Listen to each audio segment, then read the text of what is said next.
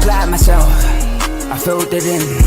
No time for the doubt, they counted me out, I'm getting it in, yeah. No time for no loss, I'm paying the cost, I'm in it to win, yeah. Refuse, mine, it can't be diffused. If you ain't thinking the same, then we playing by different rules. You can't see the vision, we living at different views. Until we complete the mission, keep getting up, never snooze. I walked a mile in my shoes, had the mind of a fool, chasing diamonds and jewels. Trust me, I was confused. Started minding my business and used my mind as a tool. Ended up finding my purpose and found the time to get to it. They told me I couldn't do it, they told me I couldn't make it. They sold it, could never break it. That's sadly mistaken. I need a piece of the pie, I want it so bad I can taste it. They told me like Toby, keep on running toes, they gon' take a few to lose. Built the win, applied myself, I filled it in. No time for the doubt, they counted me out, I'm getting it in, yeah. No time for no loss, I pay for the cost, I'm winning to win, yeah. Refuse to lose, I'm built to win. Applied myself, I filled it in. No time for the doubt, they counted me out, I'm getting it in, yeah. No time for no loss, I'm paying the cost, I'm in it to win, yeah. Refuse. Welcome back to CTC. I'm your gracious host, Carl, and I'm back with another episode. Today we are going to be previewing Week 8. Now, before I do that, I would like to ask that you like, comment, share, subscribe. It helps the channel, it helps the network. It helps my channel, CTC, by way of the Refuse to Lose Network. Now, also, Week 8 has been kicking my behind. Look, I got to say this. I know I picked Nebraska to win, but my brother, even he texted me after the show, was like, bro, you know you wanted to take Minnesota. And I said, bro, I do. I did. I wanted to take Minnesota so badly. But I just stuck with my guns on the offseason with Nebraska, and they got smoked. I knew to pick Minnesota. I kept, like, if you listen to what I was saying, it, like he said, it sounded like I wanted to pick Minnesota. But I digress.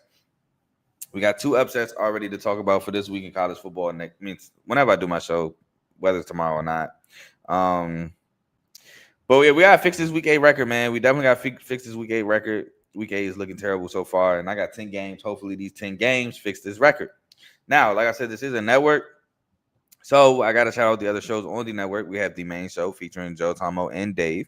They go live every Tuesday and Friday, 7 o'clock Eastern to about 8:30ish. We have Unfazed every Tuesday, 9 o'clock Eastern, 8 o'clock Central, featuring Joe and AJ. We have BWT. Just saw something disgusting. Don't know how true it is. Saw that the Tigers offered Schoolball 4 years under $100 million last year. We're gonna lose him. We're gonna lose him next year, aren't we? That is so disgusting. Also, shout out to my boy Goat Tani, the GOAT. 10 Ks, 3 bombs, or 3 home runs. Let me not say it like that. This is YouTube. Bomb is a home run to YouTube. But yeah, 3 home runs? Oh my Lord. MVP. Do we got that on here? Hold on. Do we got that on here? I gotta get that one time for the boy Goat Tani. Let's see. I'm pretty sure we do, but I don't know how to. We can search sound effects. So I gotta look for it. Here we go. That boy Goat Tani, man. That's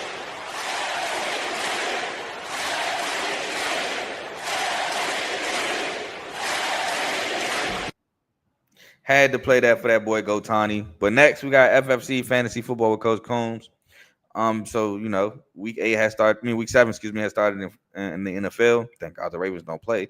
So make sure y'all getting y'all tidbits, y'all waiver wire pickups, and everything from Coach Coombs. We have RBO Real Ballers Only, an NBA show featuring Vaughn. The NBA actually starts in 3 days. Tuesday, this coming Tuesday. We got Lakers Warriors as the late night matchup, and we got Thunder Rockets as the first matchup of the NBA season that Tuesday. So be on the lookout for that. We got Dave's Doghouse, highlights and lowlights of sport.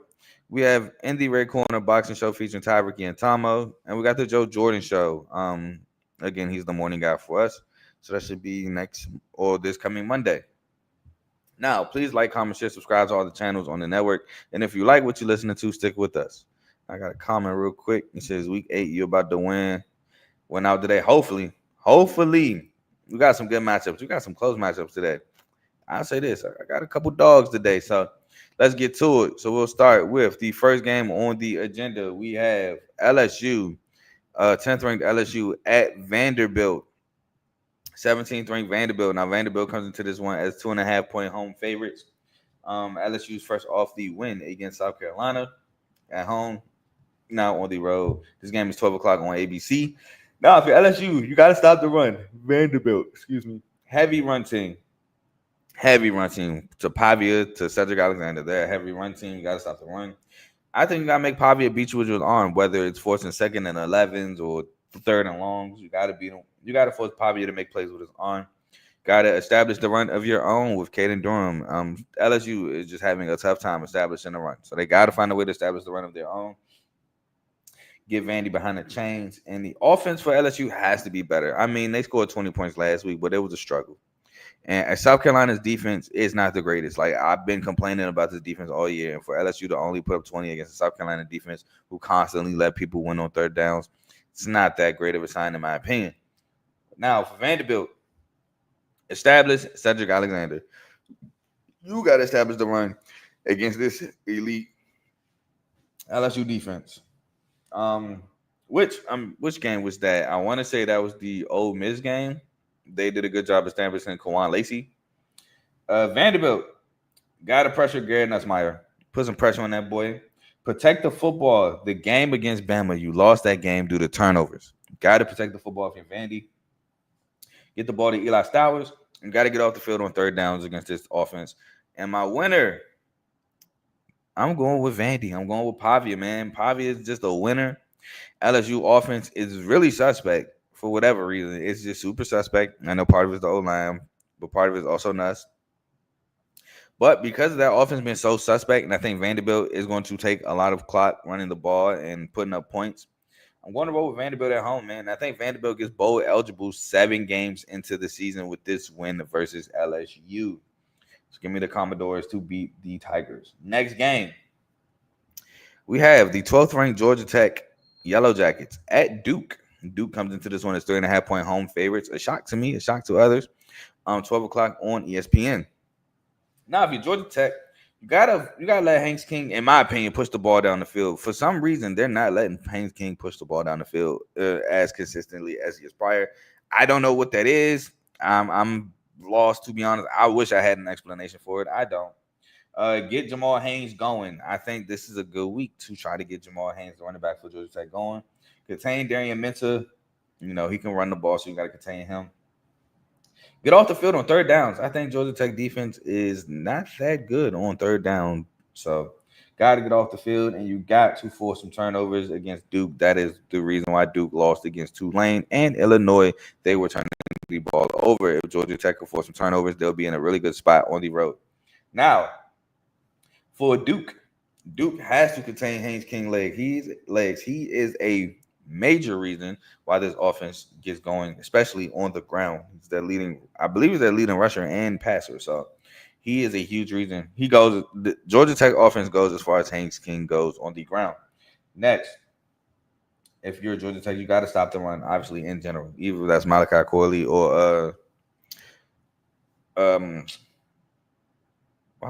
Haynes. Jesus, I don't know why I was blanking on his name. You got to stop the run. Next, if you're Duke, get Georgia Tech offense behind the chains and force Haynes King to push the ball down the field, which Georgia Tech, for some reason, doesn't want him to do. So that's why you got to force them to do so. Start fast. I think Duke's issue has been slow starts in the games that they have lost. So they got to start fast. And they got to feed Nate Shepard and Anderson Cancel, because I saw somewhere that Georgia Tech is like 103rd, I think, in the country in rushing defense. So you got to establish Nate Shepard and Anderson Cancel, which they have. They love. I hear nothing but great things about Nate Shepard from Duke. And my winner, it pains me to do this, I'm going Duke. Why am I going Duke? One, because of that stat I saw about how they are terrible against the run, and Duke loves Nate Shepard. Two, if Georgia Tech was at home, I would be taking Georgia Tech. But Georgia Tech at home and Georgia Tech on the road are two different teams. I think being on the road hurts Georgia Tech in this one. I think Duke, with their environment and their ability to, their defense is really good. So I think Duke takes advantage there. I think Duke runs the ball really well, plays good defense. I don't think I see a scenario where if Georgia Tech is down like they were against Wake Forest, that Duke allows them back into this game. I think if they're down like they were against Wake Forest, I think Duke takes advantage. They run the ball, play ball control, clock control, and they weather the game away. Georgia Tech, I love them, but offensively, I don't get it. Like, I don't get why you got guys like Eric Rivers, Malik Rutherford, Dean Patterson, and Isaiah Cannon, and you don't push the ball down the field, but they really don't push the ball down the field all too well. I think the offense might start off sputtering, so I'm gonna take Duke in this one to win the ball game at home. And shout out my boy David. He be catching the show when he can. I'm not talking about Northwestern today, but I will say this: since you are a Northwestern fan, I am kind of leaning Purdue in this matchup today against Northwestern. I'm not gonna lie to you, bro. I think I'm leaning Purdue against y'all. But shout out to you for watching. Also a Ravens fan. Again, man, thank God the Ravens ain't playing this week. Next, we got Washington at Michigan. Washington is coming into this one as 4.5-point dogs against the Michigan Wolverines. Michigan may be without Justice Haynes. That is a big blow if he doesn't play. And shout out, yep, I remember you saw this last year. I definitely remember my boy. Oops, hold on.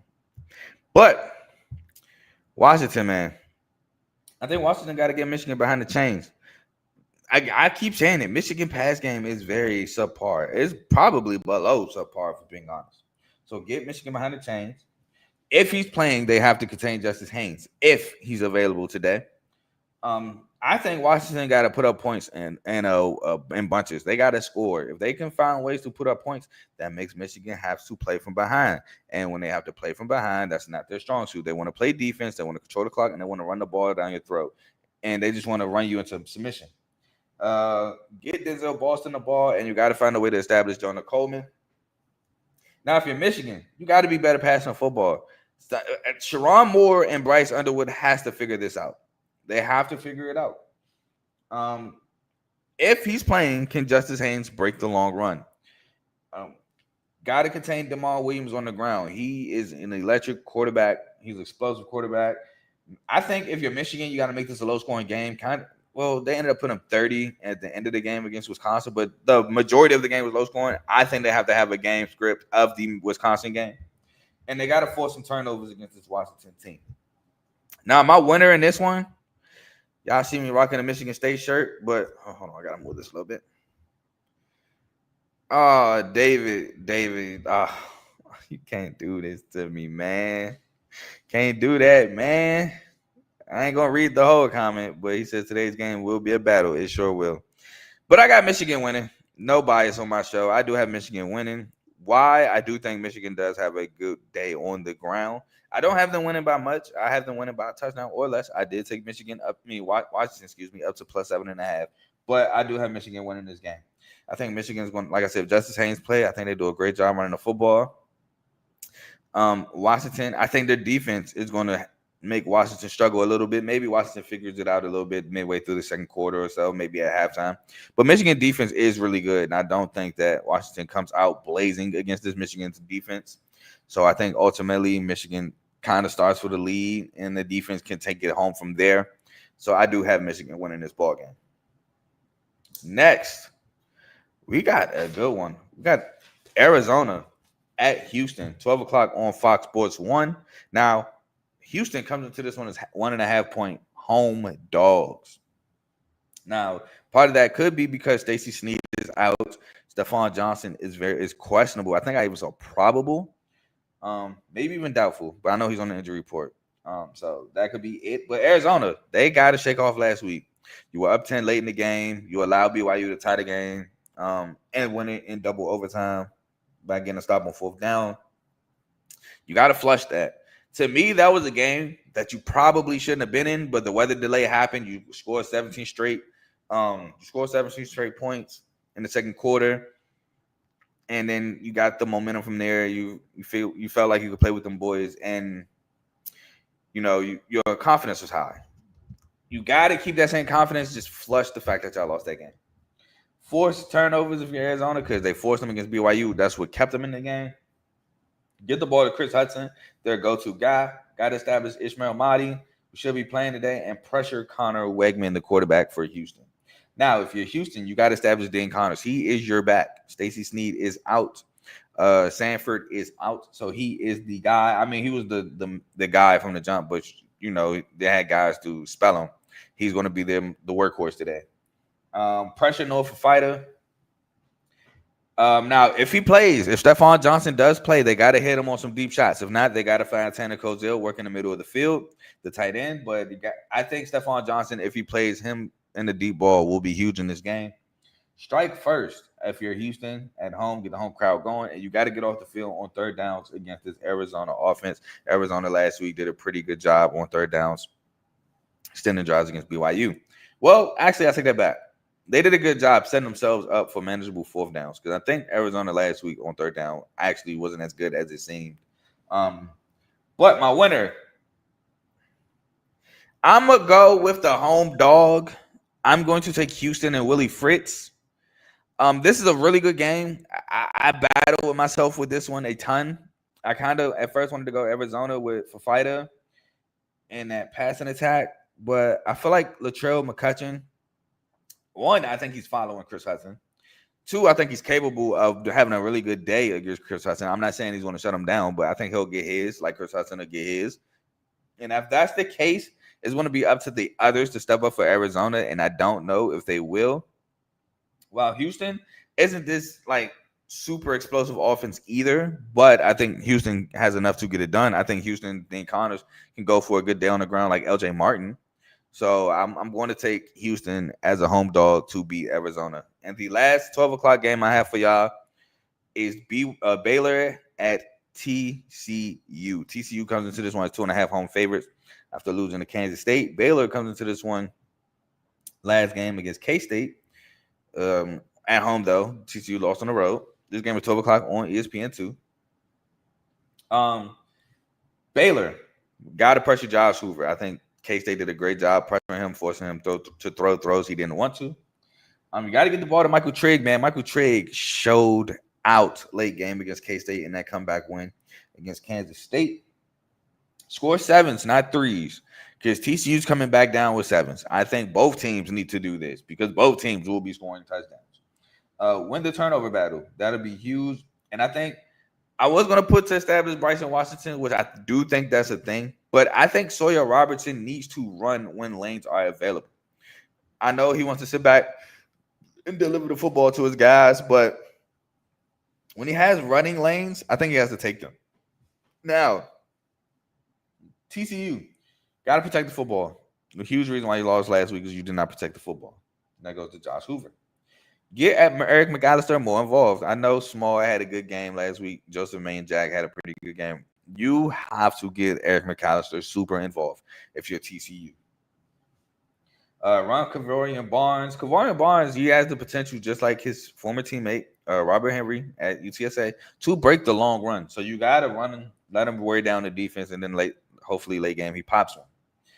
Protect Josh Hoover, which is key, and you got to sack Sawyer Robertson. It's not enough to pressure him. He has the ability to make throws under pressure. You got to bring him down. Got to bring him down to the ground. But my winner, another tough game for me to pick. But I ultimately went TCU. 1, being at home. 2, having to bounce back from that loss last week. And 3, I think Baylor defense blinks first. Baylor's defense was pretty awful against K-State. It's just K-State, 1, they didn't make plays when they got down the field. But 2, K-State also missed the field goal to win it. They definitely missed that field goal to win it. But 3, I just think Eric McAllister has a day. Now, I think also Michael Trigg has a day for Baylor. Don't get me wrong. But I think Eric McAllister has one of them days like against SMU. And ultimately, TCU pulls out the win. But I think it's a super close game. Maybe even high scoring, both teams in the 30s. But I think TCU pulls it out. Next, we have probably the game of the week. If not, it's up there with maybe USC Notre Dame. We have Ole Miss at Georgia. Ole Miss coming in ranked 5th in the country, escaping a look-ahead spot against Washington State, while Georgia comes in 9th in the country, escaping Auburn. Some saying probably should have lost. This game is 3:30 on ABC. Georgia is 6.5-point home favorites. Now, if you're Ole Miss, you got to stop the run. You have to stop Chauncey Bowens, Nate Frazier, Josh McCray. You got to stop the run. Which leads into my second point. Make Gunnar Stockton beat you. Gunnar Stockton has not looked great to me at all. He hasn't looked good to me. He doesn't. I mean, I don't know. He doesn't look like a guy. Now, he still has time, but it's just, to me, he doesn't look that good. Establish Kawan Lacey. Got to establish the run against this Georgia team. I mean, Auburn first half, that's all they could do was run the football, and it was working out really well. Just an unfortunate event that should have been a touchdown late game in the first half. Cost them points. It was like a 10-point swing. Cost them 7. Georgia got 3 off of it. Get Caden Lee and Trey Wallace the ball. I think that's self-explanatory. And get off the field on third downs. You got to get off the field on third downs if you're Ole Miss to get the ball back. You want to put that offense on the field so they can put up points. Now, if you're Georgia, you got to put pressure on Trinidad Chambliss. You got to get him on the ground, to be honest. He's too fast. You got to get him on the ground. You got to be what's the word I'm looking for? What's the word I'm looking for, man? I can't think of the word. It's killing me. Discipline in your rushes. You got to contain. You got to be disciplined. You can't try to make the big play. Now you're out of cap or out of your rushing lane, trying to, slice if you're an in and spin inside, and now you break contain and he's coming around where you're supposed to be at. You don't want to play hairball on the D-line. You gotta remain disciplined in your rush. Establish Nate Frazier and Chauncey Bowens. I say you want to force third and longs. You want to be able to pin your ears back and go after the quarterback. You want Trinidad Chambliss to constantly beat you through the air. Now, Ole Miss is good enough to do so, but it's just better for you to do so if you're Georgia. Gunnar Stockton has to be better. And I think this is a game where you get the tight end Oscar Delp more involved. I think he needs to be targeted, working the middle of the field, maybe even working from the outside from, in the hashes. This is, I think, is a game where Oscar Delp needs to be truly involved. But my winner, I'm going Ole Miss, man. I'm going Running Rebels. Why? 1, I trust the quarterback play of Ole Miss way more than I trust the quarterback play of Georgia. But 2, I think Ole Miss defensively is better than what people give it credit for. And with Gunnar Stockton at quarterback, I can honestly see Stockton turning the ball over, not like crazy, maybe once or twice. But I can see him having that once or twice turnover being a key turnover in the Ole Miss upset, gambling upset. Numerically, this is not an upset, but gambling-wise, this is an upset. So I'm going to take Ole Miss, better quarterback play, better offense. And this Georgia defense ain't what it used to be, in my opinion. So I'm going to take Ole Miss in this one. Next, we got a Mountain West showdown. This is my Mountain West championship game in the preseason. We got UNLV at Boise State. Boise State comes into this one as 13.5-point home favorites, which is crazy if you ask me. Game is 3:30 on Fox Sports 1. Now, UNLV, Calandria, you are my dog. You got to take care of the football. Point blank, period. You got to take care of the football. Hey, establish Jaden Thomas at running back. Get the ball to Jaden Bradley. You have to stop the run. UNLV defensively has to come in with the mindset that they will not run the ball on us. They got to stop the run to make Madden Maddox beat them on the day. Now, your Boise State, you got to stop Jaden Thomas. You got to find a way to get that fourth quarter late game Calandria turnover. If you're Boise State, the defense, they got to show up, man. Defense has not been great. Air Force did a ton of work, almost pulled that game. Well, they ain't almost pull it off, but they put up a lot of points. New Mexico, they weren't in any danger of winning, but they were able to put up points. Boise State defense is not good. USF put up a bunch of points. It's not that good. They got to establish the run of your Boise State with Sayer Gaines and those trios of running back, the trio of running backs. Latrell Caples and Matt Lauder, the wide receiver and tight end, respectively. I think this is their game where they have to step up and make plays, especially Latrell Caples on the outside against this UNLV defense. But my winner, I want to go UNLV so badly, but I'm going to stick with what I went with in the offseason. I'm going to take Boise State. Why? Because I think UNLV's defense can be had on the ground with this Boise State team. I think Boise State can establish the run, not allowing Madison Maddox to beat them, but him just having to make throws at times which doesn't go well for this UNLV team. I do think it's close. 13.5 points is crazy. But I do think Boise State edges it out at home. Maybe if this game wasn't at home, I might pick UNLV with their home crowd. But the fact that it's in Boise, Idaho, I'm gonna roll with Boise State to win this one. Yeah, David, you just missed me talk about that game. You're gonna have to go back. TCU plays Baylor. I just talked about that game like 2 games ago. So yeah, I definitely talked about that one. That's a good game. They play at 12 o'clock on Fox Sports. No, on ESPN2. Yeah. But yeah, I just talked about that one. Next, we're going to talk about Tennessee at Alabama. Ooh, I did not mean to turn the pages right here. Tennessee at Alabama. That is 11th ranked Tennessee at 6th ranked Alabama. This game is 7:30 on ABC. Now Alabama comes into this one as 9.5 point home favorites. Tennessee got to establish Star Thomas. I've said it. Alabama's run defense it was suspect. It's been picking up. I will say that. I will give it credit. It has not been bad. So Tennessee has to find a way to make it look bad again with Star Thomas. I'll say that. Pressure Ty Simpson. Now Ty Simpson can actually move. He's not a statue. He can actually he got a little mobility with him, but you want to put pressure on him. I think he only has 1 pick on the year. Maybe put some pressure on him. It might go up. But he's been playing well. Ty Simpson has been playing phenomenal. I will say that. I've been saying that if you've been watching my show. Am I froze? I'm froze. Here we go. We back. Protect Joey Aguilar. You got to protect Joey Aguilar. You got to win the turnover battle, and you got to stop Bama's fast starts. Bama has been starting fast. It did not change last week. Got to stop that fast start. Now, if you're Bama, continue to start fast. I mean, it's got you here so far. The only game that they didn't start fast, I think they actually did score of the break. I think they scored their first drive against Florida State. So can't even say that. Stop the run. You got to stop the run. Make Joey Aguilar beat you, which Aguilar's a good quarterback, but I mean, you want to stop the run and get them along behind the chains. You want to get Jeremy Bernard the ball. You want to. Oh, okay, I get it. I was reading one of my points. Like, why am I write the same point twice? All right, so with the fast start thing, I said you got to continue. So this is the thing that Bama does. They do start fast, but they do finish slow. And what I mean by that, last week, 17 points first half. You finished the game with 10 points in the second half. Against Georgia, start fast. I think you only scored 7 points in the second half against that game. They'll start fast, but they won't maintain it. They gotta maintain these fast starts. Now I ain't saying put up 40. I mean, putting up 40 every week is not, it's not realistic.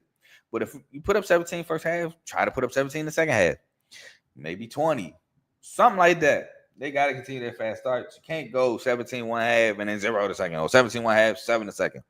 You gotta maintain it. And I think if they score the rock at a rapid rate, it'll knock Tennessee off their rocker on the road. Now, Tennessee at Rocky Top, I say if they score, I think Tennessee can match. But Tennessee at Bama in Tuscaloosa, I don't know. But my winner, I'm going Bama. I'm going Bama. And I said this before. Watch when I go Bama after picking against them, they're going to lose. But I'm taking Bama. Why? Run defense has stepped up. 2, Ty Simpson playing out of his mind. They have been starting fast. And I think with those fast starts, I think this week they'll maintain it against Tennessee. Now, Tennessee, without Jamal McCoy, I think he's gone for the season. Big blow. And I think Jeremy Bernard will have a big game. Ryan Williams got to get out of his head. Again, I keep saying it every week. He got to get out of his head. And the moment he get out of his head, I think he has a breakout game. And Isaiah Horton, they got to use him as well. But I do have Bama winning this one. Next, we got the battle for the Shillelagh. We got USC, 20th ranked USC at 13th ranked Notre Dame. Notre Dame comes into this one 10.5 point favorite, 7:30 on NBC.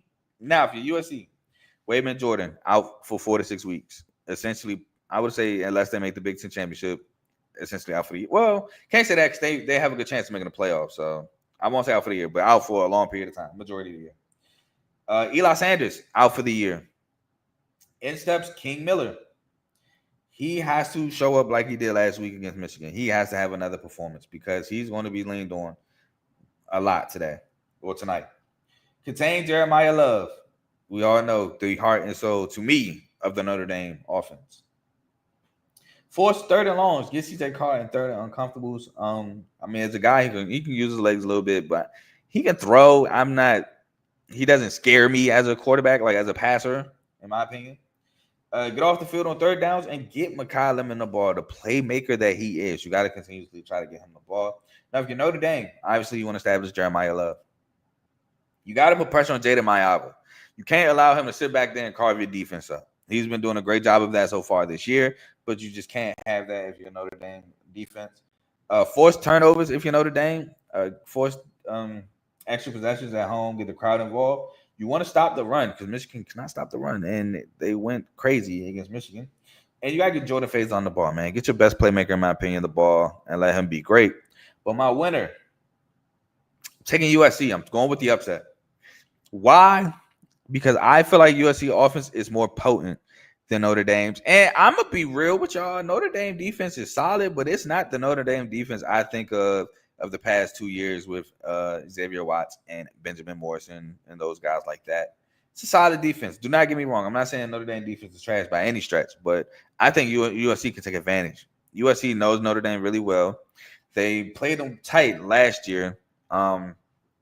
I think USC defense is also better. Notre Dame, I think this is a close one, but I think USC edges it out with the offensive advantage. So give me USC to win this one. And the last game I got for y'all is the Holy War. I have Utah at BYU. YouTube, if that's a flag, look it up. It's called the Holy War. So anyway, Utah run at Devin Dampier. Oh, BYU is also 3.5 point home dogs in this one. Utah is ranked 23rd. BYU is ranked 15th. Game is 8 o'clock on Fox. But again, Utah has to run Devin Dampier. They got to force Bear Bachmeier to pass. Now, I was lost. First overtime for BYU, they came out to the ball 3 straight times, went backwards. I was like, why are y'all not running the football? This is not what y'all do. Thankfully, he made the field goal and went on to win the game with me, my money on the parlay. But I was so confused. Get BYU behind the chains, forcing Bear Bachmeier to pass the ball. Now, I'm not saying he can't throw the ball, but that is not what BYU wants to do. They don't want to drop back and sling the ball around the yard. Establish Wayshawn Parker, the transfer running back from Washington State. Detain LJ Martin, who had a huge day on the ground against Arizona last week.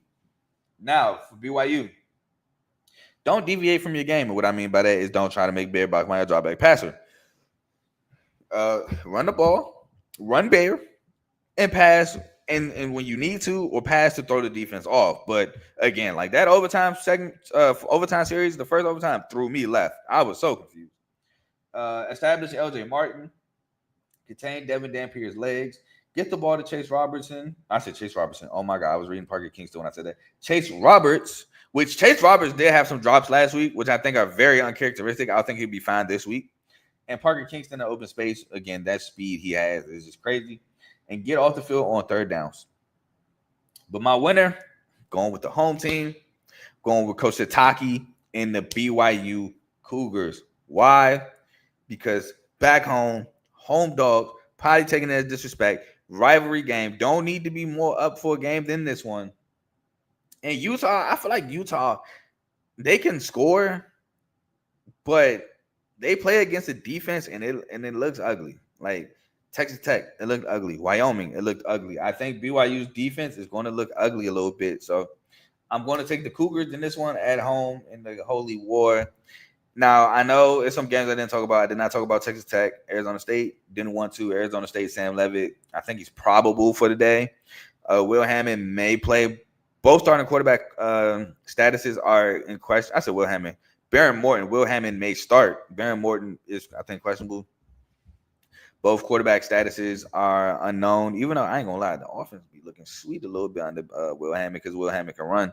I didn't want to talk about that one. I didn't. Also, I didn't talk about Mizzou Auburn. I'm done talking about Auburn, man. I didn't. If Mizzou was playing anybody else, I probably would have talked about it. But I just did not want to talk about Auburn this week. So shout out to Mizzou. I mean, I would have picked them, but I just didn't want to talk about Auburn again. So I just left it off the agenda. Hopefully these 10 games fix this week 8 record. Like I said, man, this week 8 record looking bad. But we got some football to hopefully take care of that. Y'all enjoy these games. They come on in about 35 minutes. Get your food ready, snacks ready, all that there to have a great Saturday. I don't know when I'll be back. I may be back Sunday morning if I wake up early enough. I know the Rams play the Jags in London at 9:30. I'm so sick of these 9:30 games. I promise you I am. I can't wait till those are over. But other than that, man, y'all enjoy y'all day. and I'm gone. Oh, hold on. Before I leave, there was one thing I wanted to get off my chest. I forgot to say it. And it's not a bad thing. I just wanted to give shout out to San Diego State, man. They look like a real problem to be had in the Mountain West. They're running through folks, ran through Cal. That Cal game looks to make like more sense now to me. It blew my mind that Cal couldn't score and they won 34-0 at San Diego State. Now it's starting to make sense. That San Diego State team is for real. They are for real. So I wanted to give them some love. I forgot. I wanted to give them love. I did. So shout out to San Diego State. I don't think they play this week. So wanted to give them love. But now I'm gone. Peace.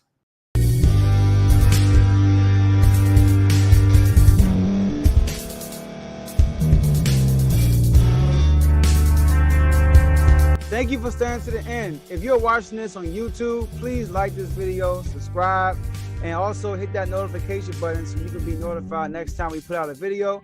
If you're listening on any podcast platform, subscribe and hit that notification button, y'all, so you can be notified we put out another podcast audio. And last but not least, hit that share button. No matter what you're listening to or watching it, hit that share button and send it to somebody that you know that would love to watch this episode you just listened to. So once again, thank you for staying to the end, and we'll see y'all in the next episode.